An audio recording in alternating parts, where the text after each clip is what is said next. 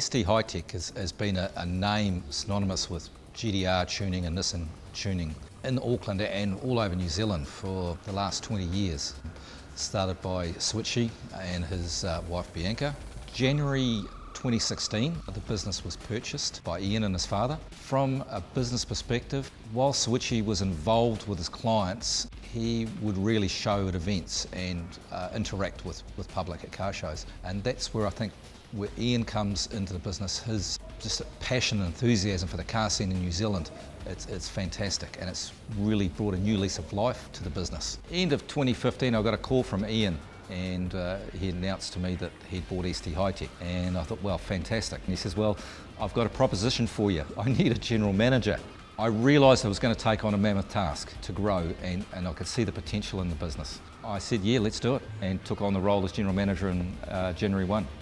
Used to build hot rods and stuff, and as a young fella they took me to motor racing and drag racing, and that just sowed the seed for just getting involved petrol head. From that point on, I was offered a position with Nissan New Zealand as a technician, and we worked at the assembly plant back when we were building cars here in New Zealand. With SThi-tec, we made a decision that we wanted to be a one-stop shop, basically offer a customer drive-in, drive-out service combined with ongoing service and maintenance and track support. So for example, a customer brings his GDR in, stock standard, we can put a package together based on his budget and his requirements, realistically what he wants to achieve, and then follow that through to dyno tuning and out the door he drives. He wants to go and then do track days or drag racing, we'll be there again to support and set up the car and launch control and whatever he needs. So from a business perspective, you create customers who then become part of the family. It's just a really good atmosphere. Friendships develop, trust is really important with your customers. You trust them, they trust you, and they know that when they drop their car off, you take care of it. One of the first improvements we made here at SThi-tec was build a dedicated engine room. So it's an enclosed room with air conditioning, so when we assemble engines, everything's at a controlled temperature. It's a clean environment, nothing goes in there that's dirty, everything's cleaned out, taken in nice and clean. So when the engine's assembled, it's spotless. That's a real important aspect for engine building. As far as preferred components for Japanese vehicles, we're Tomei New Zealand agent. We buy direct from Tomei. We are officially appointed by Tomei's New Zealand supplier, but it's also based around what the customer wants. If they have a preferred supplier, we'll use with that. And again, budget. Certain customers will have a budget for their build, and it will pertain to what products we put in that car. What I like to do with new clients is interview them, and often you'll get people come in and I want a 500 kilowatt monster. When you actually talk to them, they've never driven anything over 200 kilowatts. So when you actually talk to them about their build and their power and what's required with clutches and drive lines, often you'll explain to them and take them for a ride in some of our vehicles, and they'll rethink what they actually want to a more realistic level. Tuning wise, we can cover most bases, if not all of them, starting from e-manage through to basic fuel controllers, onwards and upwards to Apex, Power of C, Link ECU, hi-tec, various reflash systems we use. I'm not biased to any one particular ECU, and I think that's important for service. I'm prepared to take on anything. From a company perspective, SThi-tec has now become synonymous with being involved with the car scene, car shows, various racing events from drag racing, night wars, super lap, even getting out there on track days and just having fun with all the guys. With that, like I talked before, like being a family type environment with our customers, again, having them around us, and it's just really cool. Becoming more involved in the car scene, people can see us out there.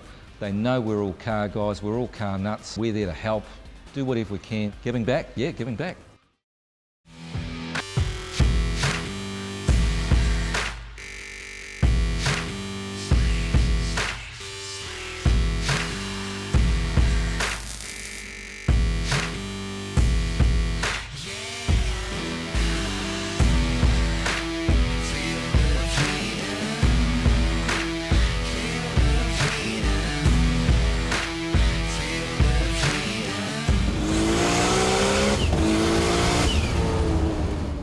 Ian purchased the R35 about 2 years ago, 18 months, 2 years ago, and it's just evolved from a street car, which it still essentially is a street car. It's still got the stereo system, still air conditioning, still WAF and registered, but it's turned into the animal you see behind me here. And this is Ian's just ongoing enthusiasm for the R35 and developing this car. We've been very lucky in an aspect that we've partnered with Dodson Motorsport, and it's helped our R&D program. We've been able to leap forward in 6 months what other companies would maybe take 3 years to do. Yes, we've broken stuff, we've learnt a huge amount about the car, but it's fantastic. It still has a lot of potential left in it, but it's got the power now that we can take on anything. As far as driving events, we're focusing on primarily Super Lap this year. We got fastest time at the last event at Hampton Downs. Tried and proven package with the VR38. We've opened it up to 4.1 litres with Brian Crow's stroker crank, some very mild porting on the cylinder heads, some Calford cams.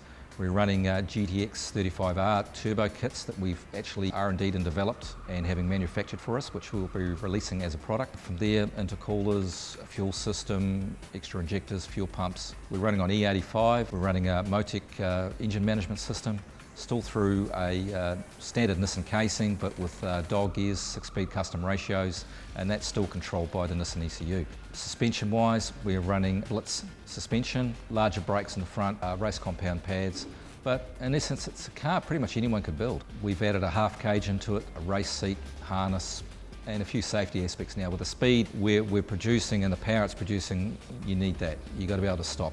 We hired Mary for a day to see what we could do. The conditions weren't ideal. It was the middle of winter, it was cold, the track temperatures are cold. We did prep the track for a certain length.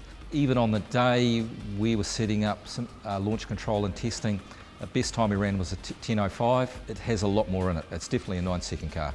I discussed with Ian about 6 months ago what we were going to head with this vehicle, what we're going to do in the future, because as a business we need to have R&D. We need to test our products before we launch them to the public. We don't want to use customers' cars as R&D vehicles. So with this vehicle here, we made the call that we would progress to the stage we are now with the power levels it's producing and pull a pin on that, call a halt to that, and we're focusing on a prototype R35 that it's under construction now.